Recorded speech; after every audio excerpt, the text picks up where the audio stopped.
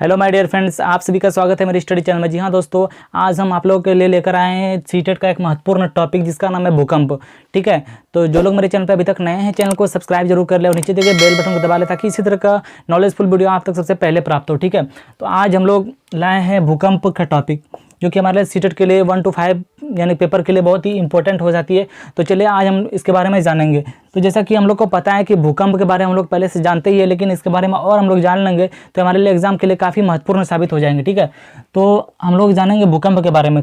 तो पृथ्वी के सतह के कंपन को हम लोग भूकंप कहते हैं। ठीक है, यानी कि पृथ्वी का जो सतह रहता है वो जब कंपन होता है तो उसी को हम लोग जब महसूस करते हैं तो उसको क्या नाम देते हैं? उसको नाम देते हैं भूकंप। ठीक है, यानी कि पृथ्वी के धरातल के नीचे जब कोई आकस्मिक हलचल होती है, यानी कि पृथ्वी के धरातल जो है उसके नीचे जब कोई अचानक हलचल होती है तो उसी को हम लोग क्या कहते हैं? उसी को हम लोग भूकंप कहते हैं। ठीक है, अब हम लोग जानेंगे कि भूकंप आने के बहुत सारे कारण होते हैं। क्या क्या कारण होते हैं? प्लेटों की गति, यानी कि पृथ्वी के नीचे यानी कि धरातल के नीचे जो प्लेटें होती हैं तो वो तरल मैग्मा में एक दूसरे से तैरते रहती हैं और टकराते रहती है। तो इसी कारण हमारा क्या होता है? इसी कारण हमारा भूकंप उत्पन्न होता है। तो क्या पहला हमारा कारण क्या है? प्लेटों की गति, यानी कि प्लेट की गति के कारण हमारे भूकंप आ सकते हैं। ठीक है, तो हम लोग कल जाने थे कि ज्वालामुखी उद्गार, ज्वालामुखी का जब उत्पन्न होगा, ज्वालामुखी जहाँ से निकलेगा तो उस कारण से भी हमारा क्या होता है? भूकंप आने के चांसेस रहते हैं। ठीक है, भूपटल भ्रंश, यानी कि कहीं पर हमारा भू का भाग यानी कि जमीन का भाग कहीं पे भ्रंश हो गया तो उसी को उसके कारण भी हमारा क्या होता है? भूकंप आ सकते हैं।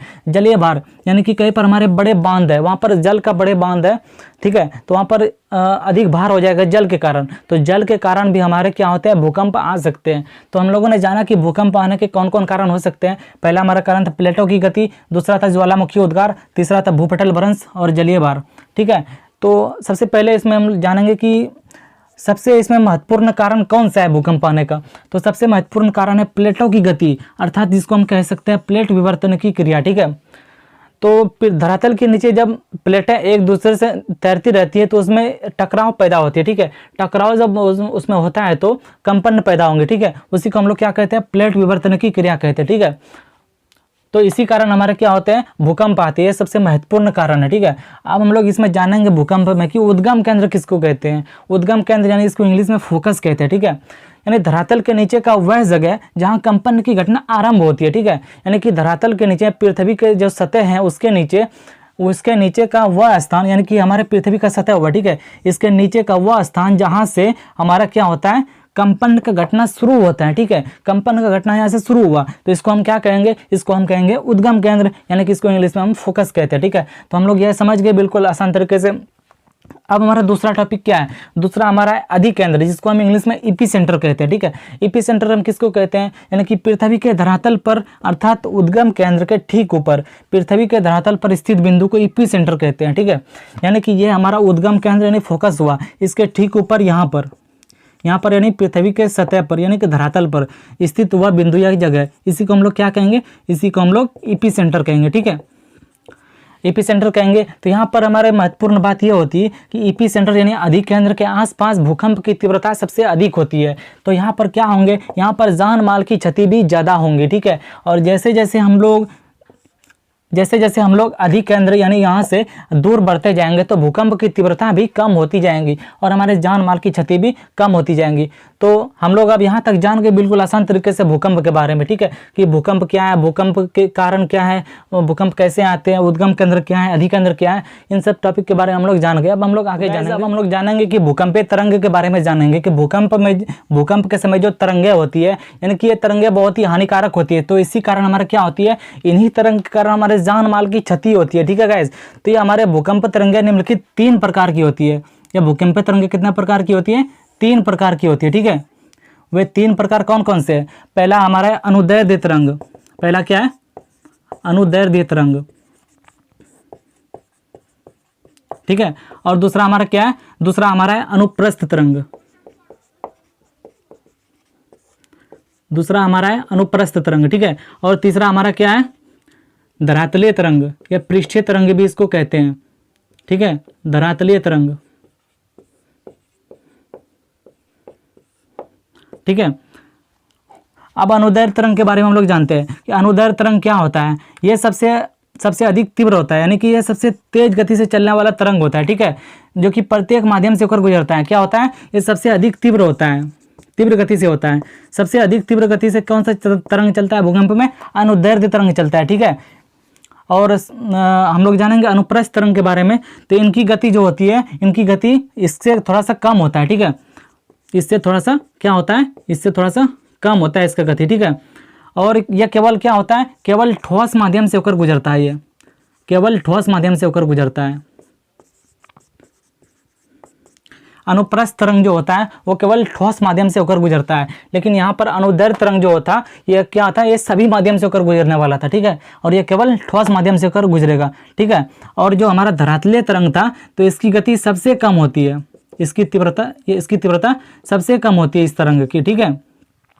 और सर्वाधिक हानिकारक यही तरंग से होती है, सर्वाधिक हानिकारक।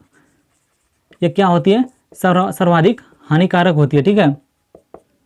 ये पृथ्वी की ऊपरी सतह से होकर गुजरती है। ये धरातलीय तरंग जो होती है ये सबसे ऊपरी सतह से होकर गुजरती है, ठीक है।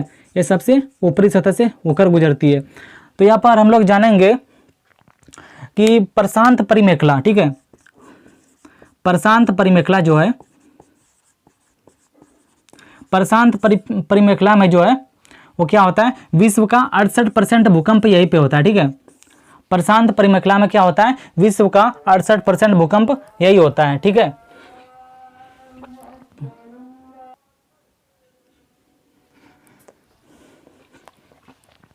तो गाइस यहाँ पर प्रशांत परिमेखला के अंतर्गत क्या क्या आते हैं, प्रशांत परिमेखला के अंतर्गत क्या क्या आते हैं, कैलिफोर्निया आते हैं, ठीक है, न्यूजीलैंड आते हैं, ठीक है, फिलीपींस आते हैं, ये सब अलास्का, ये सब देश आते हैं, ठीक है। अब हम लोग जानेंगे कुछ महत्वपूर्ण नोट्स, ठीक है, जो कि एग्जाम में हमारे पूछे जा सकते हैं, तो इसको भी ध्यान से देखिएगा बिल्कुल। तो यहाँ पर क्या हुए थे, गुजरात का जो भुज जिला था, क्या था, गुजरात के भुज नामक जिला था, ठीक है। गुजरात का जो भुज जिला था यहाँ पर 26 जनवरी 2001 को, ठीक है, यहाँ पर 26 जनवरी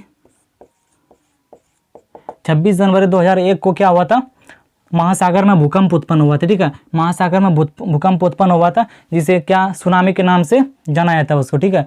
गुजरात के भुज जिला में भूकंप आया था 26 जनवरी 2001 ईस्वी को, जिसको हम क्या कहते हैं, जिसको हम सुनामी के नाम से जानते हैं, ठीक है।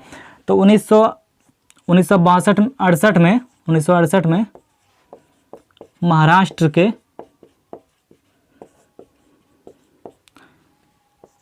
कोयना स्थान है, ठीक है, महाराष्ट्र के कोयना में भूकंप आया था, ठीक है।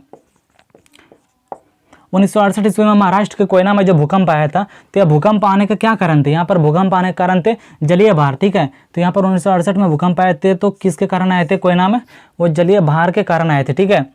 और 1993 ईस्वी में भी आए थे लातूर में, ठीक है। लातूर में जो आए थे वो था इंडियन प्लेट का खिसकना, ठीक है। तो भूकंपीय तरंगों को सिस्मोग्राफ में निरूपित किया जाता है, ठीक है।